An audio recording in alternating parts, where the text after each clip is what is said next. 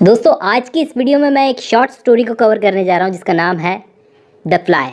इसको लिखा था कैथरीन मैन्सफील्ड ने 1922 फ्रांस में, और 1922 और 1923 में इसको पब्लिश करवाया गया था। दोस्तों ये एक शॉर्ट स्टोरी है, इसका पॉइंट ऑफ व्यू है थर्ड पर्सन। तो इस कहानी की शुरुआत होती है दो बुज़ुर्ग आदमियों से, बूढ़े आदमियों से। पहले का नाम है द बॉस और दूसरे का नाम है मिस्टर वुडीफील्ड। ये वुडीफील्ड थोड़ा बीमार रहता है और ये दोनों जने हर मंगलवार को, इनका नियम बंधा हुआ है कि ये हर मंगलवार को बॉस के ऑफिस में मिलते हैं। ये वुडीफील्ड पहले बॉस के ऑफिस में ही काम करता था, लेकिन अब ये रिटायर हो चुका है और अपने वर्क प्लेस पर ऐसे ही घूमने आता है, बॉस से बातें शातें करने। मैंने आपको बताया था कि इसकी तबीयत कुछ खास ठीक नहीं रहती, तो हर हफ्ते मंगलवार के दिन इसकी वाइफ और इसकी बेटी इसको अलाउ करती हैं कि जाके बाहर घूम आओ। कहीं और नहीं जाता, बस बॉस के ऑफिस में आ जाता है।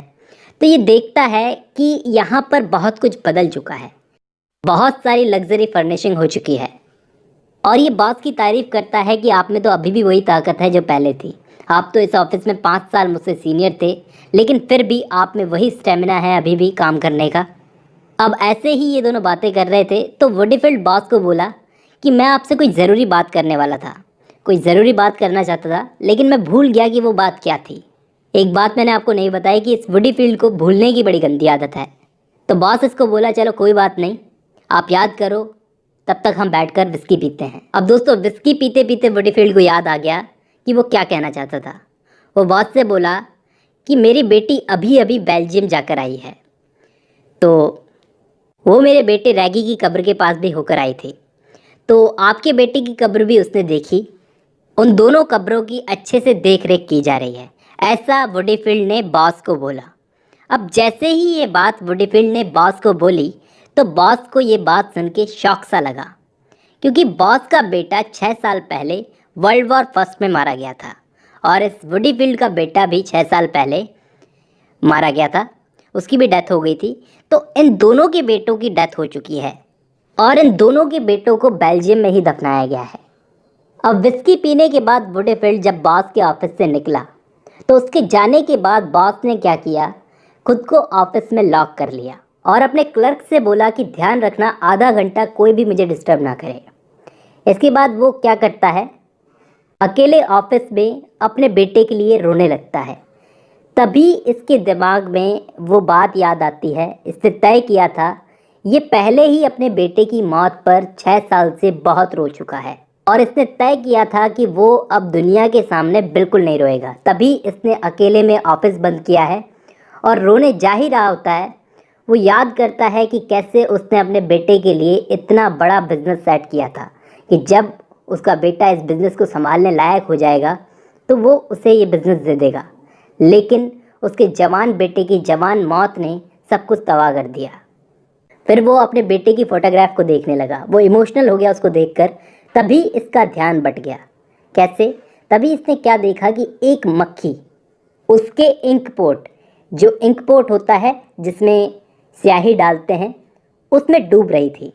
तो इसने क्या किया, एक पेन लिया और उस मक्खी को पेन से बाहर निकाल दिया उस इंक पोट से, और एक ब्लॉटिंग पेपर पर उसको रख दिया और उसको देखने लगा। अब वो मक्खी क्या कर रही थी, बड़ी मेहनत करके अपने शरीर पर लगी हुई इंक को साफ कर रही थी, अपने पंखों से, अपने फेस से। अब जब उसके फेस से और पंखों से इंक साफ हो गई तो वो साफ करके, इंक साफ करके उड़ने ही वाली थी कि बॉस ने क्या किया, एक बड़ी सी बूंद उस मक्खी पर फिर से पटक दी, ये चेक करने के लिए कि अब मक्खी क्या करेगी। तो बॉस ये देखकर बड़ा इम्प्रेस हुआ कि वो मक्खी बड़ी हिम्मत के साथ फिर से उस पेपर पर आगे बढ़ते बढ़ते खुद को साफ करती जा रही थी। अब की बार भी जब उस मक्खी की इंक साफ हो गई तो बॉस ने क्या किया, एक बार फिर से उस पर इंक डाली। दोस्तों इस बार भी उस मक्खी ने खुद को साफ करने की कोशिश की बड़ी हिम्मत के साथ, लेकिन अनफॉर्चुनेटली वो मर गई। इस बार वो मर गई, वो हिल नहीं रही थी। तो बॉस ने क्या किया, उस कागज़ को और उस मक्खी को उठाकर डस्टबिन में डाल दिया और अपने क्लर्क को अंदर बुलाया और कहा कि मेरे लिए एक नया ब्लॉटिंग पेपर लेके आओ। उसका क्लर्क वहाँ से चला गया। उसके क्लर्क के जाने के बाद उसने क्या किया, रुमाल लिया, अपना मुंह पोंछा और वो सब कुछ भूल गया कि अभी थोड़ी देर पहले वो किस बात पर रो रहा था। दरअसल दोस्तों यहाँ पे बॉस ने खुद को मक्खी माना और स्याही अपने बेटे की मौत के दुख को। तो बहुत जल्दी वो ये बात समझ गया कि बार बार गम की स्याही अगर उस पर गिरी तो उसकी मौत ज़रूर हो जाएगी, इसलिए उसने अपने लिए एक नया पेपर मंगवाया। और दोस्तों इस कहानी में एक और चीज़ बताई है, टाइम को एक ग्रेट हीलर बताया गया है। हीलर मतलब जो जख्मों को भरता है। टाइम जख्मों को भर ही देता है, कितना भी बड़ा जख्म हो, कितना भी बड़ा घाव हो, टाइम उसको भर ही देता है।